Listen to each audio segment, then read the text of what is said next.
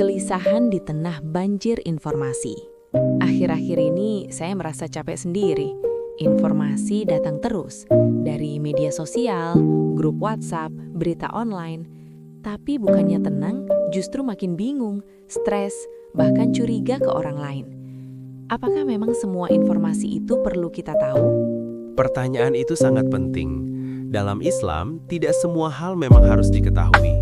Bahkan ada kondisi di mana tidak tahu justru lebih menenangkan dan lebih selamat dibandingkan tahu. Maksudnya bagaimana? Bukankah Islam mendorong umatnya untuk mencari ilmu? Benar, Islam mendorong pencarian ilmu, tapi bukan semua informasi otomatis bernilai ilmu. Dalam tradisi Islam, informasi itu harus melewati beberapa prinsip. Pertama, hak. Isinya harus benar, bukan batil atau sesat. Kedua, sidik. Orang yang menyampaikan harus jujur, bukan pembohong. Ketiga, sahih. Pernyataannya tepat dan tidak keliru. Keempat, adil. Tidak menzolimi atau memfitnah pihak lain. Kelima, maslahat. Membawa manfaat, bukan mudarat. Dan terakhir, aula. Informasi itu memang layak diutamakan, bukan sekedar hal sia-sia. Tidak semua yang benar harus disebarkan. Betul, disinilah kebijaksanaan diperlukan. Imam Al-Ghazali menegaskan bahwa tidak semua yang kita ketahui pantas diucapkan.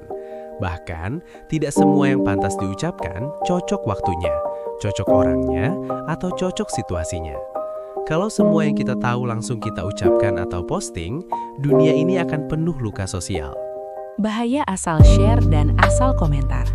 Ini seperti kebiasaan di media sosial ya. Dapat info, langsung share.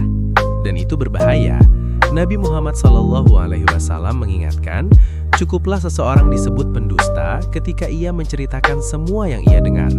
Artinya, orang yang tidak menyaring informasi sebelum menyampaikan ulang, meskipun tanpa niat bohong, tetap berpotensi menjadi penyebar kebohongan.